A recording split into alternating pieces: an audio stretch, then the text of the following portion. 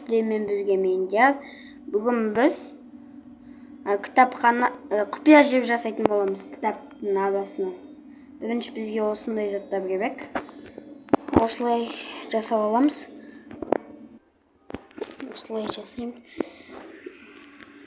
Жоқ, бізге бірінші бұлай жасау керек. Сосын барып үстіп қойып аламыз. 1, 2. Осылай дұрыс. Сосын біз үстіп кітаптарды қоямыз. Міне осының үстін қасып қоямыз.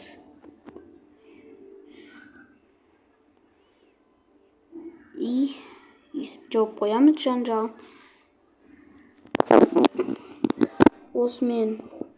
Енді бізге ағаш керек. Маған. Любой түсті ағаш. Шетін жауып қойып.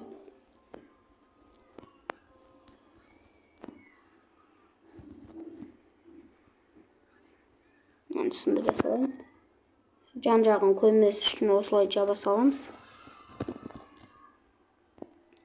Сөйтіп енді бізге ар жағына бүйтіп кнопка, ар жағын бүйтіп көрінбейтін деп қоямыз да. Ар жағына су бет. Сол кезде су бет тап тастайыншы. Ар жаққа заттар түсіп кетпейді да, мына жаққа зат бүйтіп қойсақ,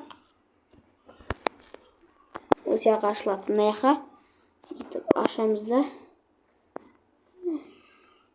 Мына жаққа мысалы алмас сап қойсаңыз да болады. Осының бәрін сала да. Мына жақтағы затты алып қалсаңыз уже жабылады.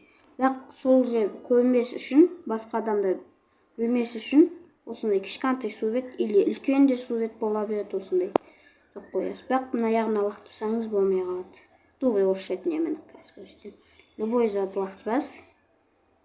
Мына жақ ашылады. Алмазыңызды аласыз, кете бересіз. Мысалы, құпия заттарыңыз салғыларыңыз келсе, сала саласыздар.